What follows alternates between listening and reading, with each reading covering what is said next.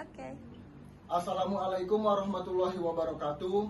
Pertama-tama kami ingin mengucapkan banyak terima kasih kepada Bapak Muhammad Syahril SEMkom selaku dosen pengampuh mata kuliah Data Mining. Sebelum kami menjelaskan presentasi kami, alangkah baiknya kami memperkenalkan diri terlebih dahulu.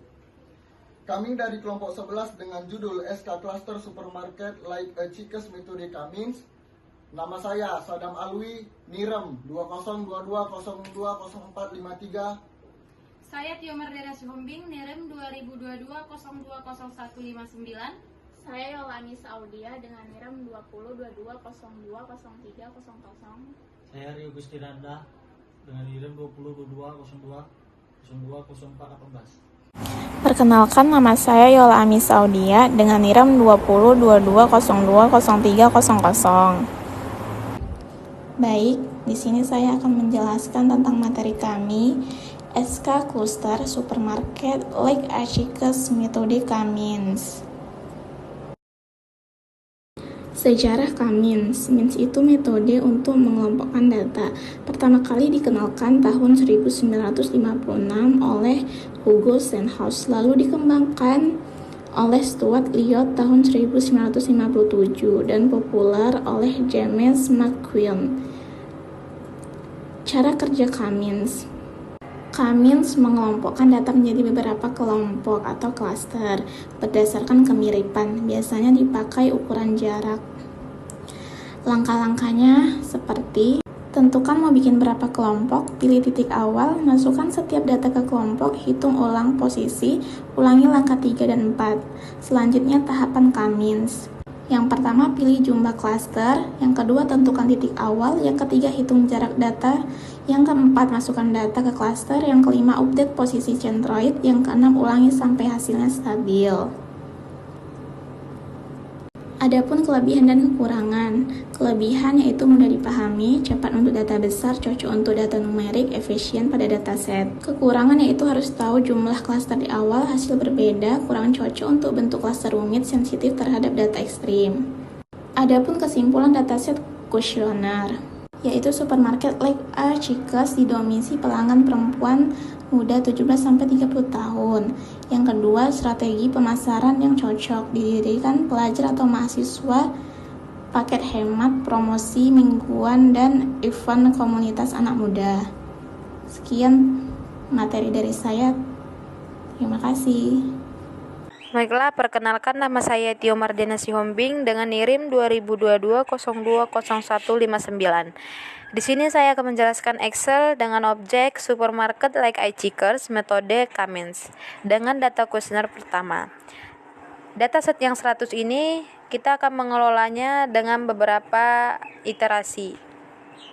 Pertama yang kita lakukan, kita harus menentukan jumlah klasternya dulu. Di sini kami menentukan jumlah klasternya 3. Setelah itu, kita akan menentukan centroid, diambil dari 3 data secara acak dari dataset. Misal, data centroid yang kami ambil dari dataset kami yaitu dataset yang pertama, yang ke-61, dan dataset yang ke-100. Lalu kita akan menghitung jarak dengan Euclidean distansi. Menghitung data ke centroid. Di sini kita akan menggunakan rumus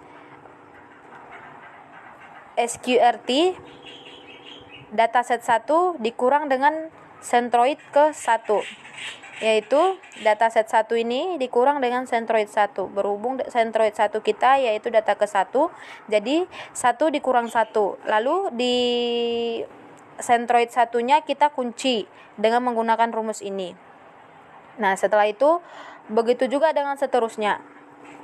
Setelah hasilnya dapat, kita enter, lalu kita tarik ke bawah sehingga semuanya akan mengikuti rumus sampai ke bawah. Yang kedua, kita menggunakan rumus SQRT, centroid dataset 1 dikurang dengan centroid kedua, yaitu dataset 1 ini dikurang dengan centroid kedua. Centroid kedua kami yaitu pada dataset yang ke-61 dikurang ini. Lalu hasilnya kita tarik ke bawah sama seperti sentroid pertama tadi. Begitu juga dengan sentroid ketiga. Sentroid ketiga menggunakan rumus SQRT dataset 1 dikurang dengan sentroid ke 100. Sentroid ketiga yaitu data ke 100. Lalu hasilnya ditarik ke bawah seperti yang tadi. Habis itu kita masuk pada tabel rekapitulasi hasil perhitungan iterasi ke-1. Di sini semua dataset tadi kita copy, lalu hasil dari jarak data ke sentroid kita copy, lalu kita pindahkan pada tabel rekapitulasi hasil perhitungan iterasi pertama.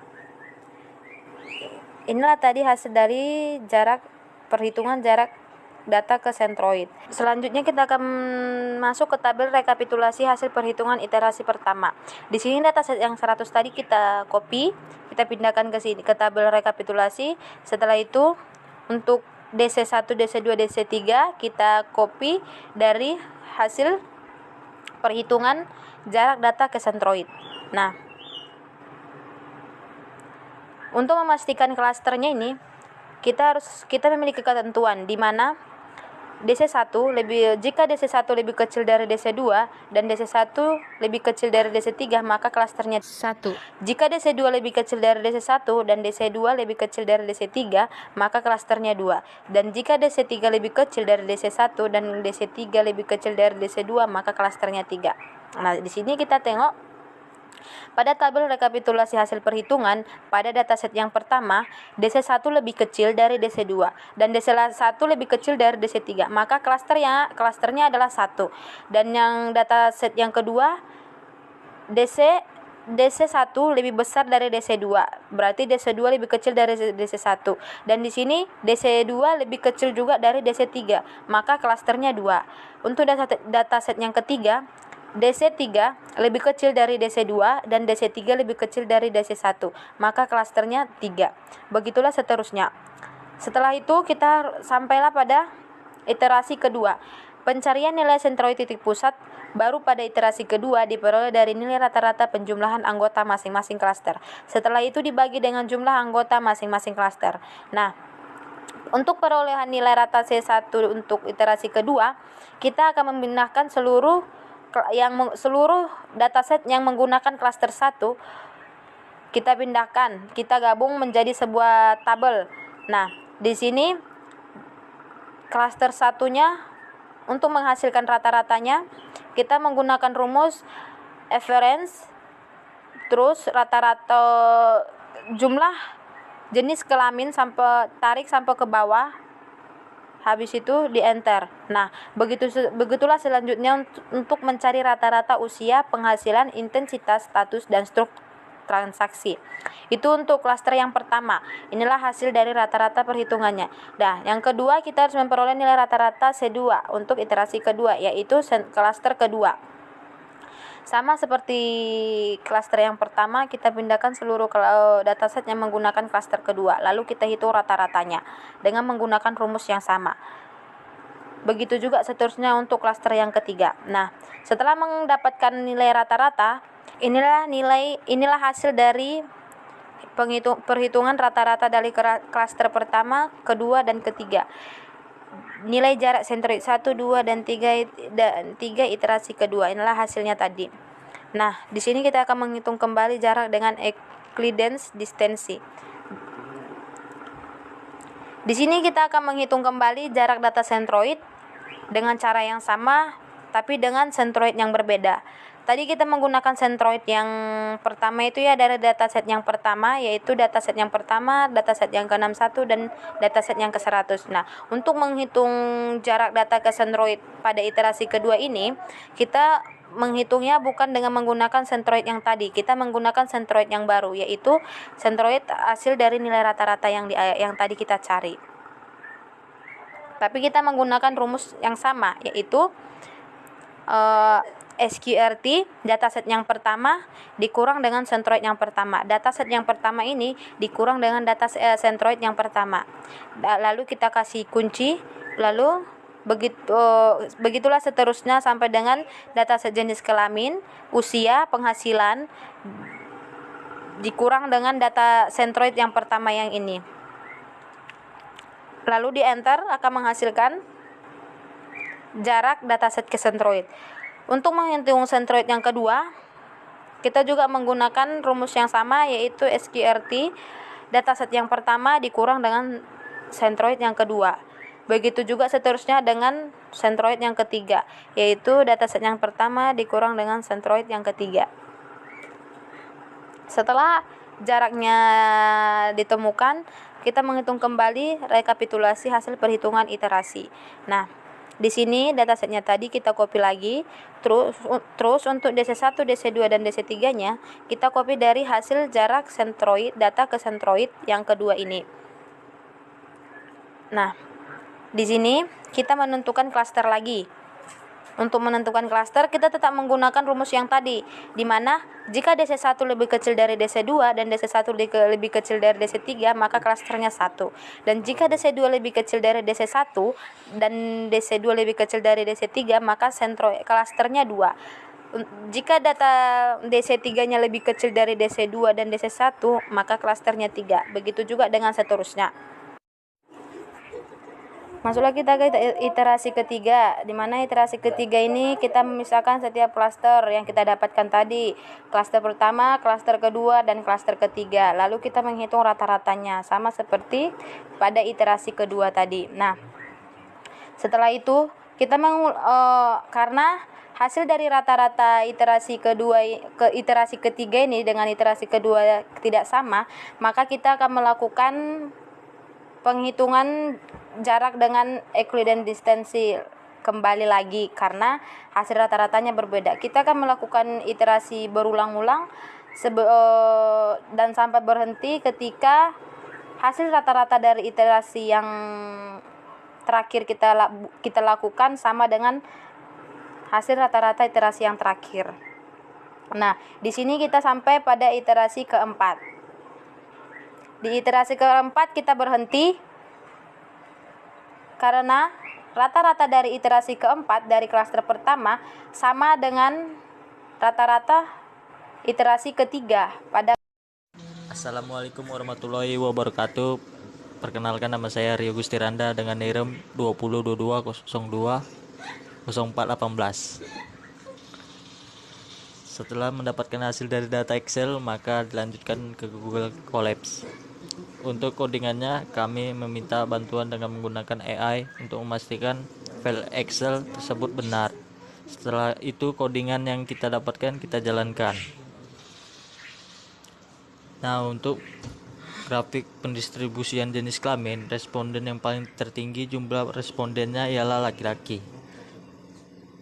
dengan jumlah 9 dan perempuan 7.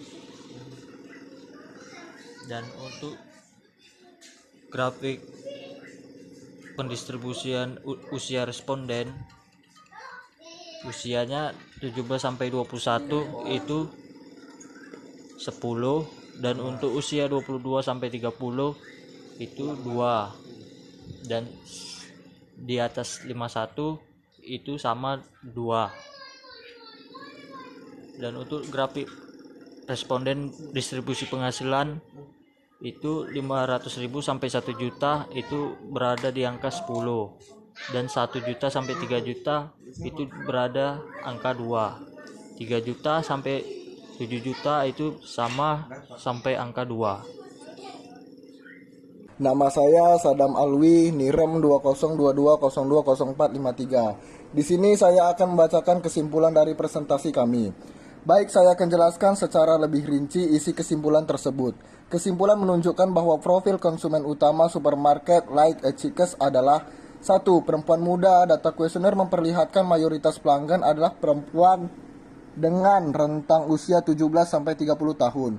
Kelompok ini biasanya memiliki preferensi belanja yang lebih sensitif terhadap tren, harga, dan promo menarik. 2. Berpenghasilan menengah ke bawah. Sebagian besar konsumen memiliki penghasilan antara 500.000 sampai dengan 3 juta rupiah. Hal ini menandakan daya beli mereka cukup terbatas, sehingga faktor harga dan promo menjadi sangat penting. Ketiga, kunjungan rutin. Intensitas belanja tergolong sering atau sedang. Artinya, pelanggan tidak hanya datang sekali, tetapi cukup konsisten berbelanja di supermarket ini. 4. Pembelian bernilai kecil hingga sedang.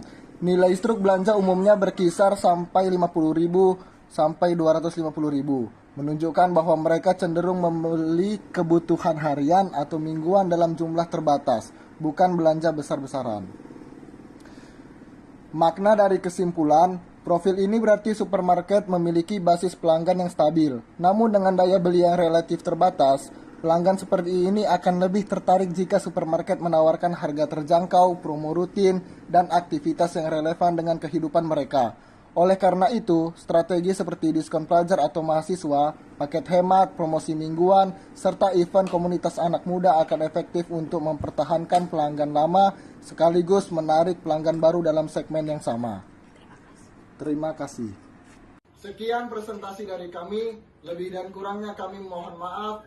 Wabillahi taufiq wal hidayah. Wassalamualaikum warahmatullahi wabarakatuh.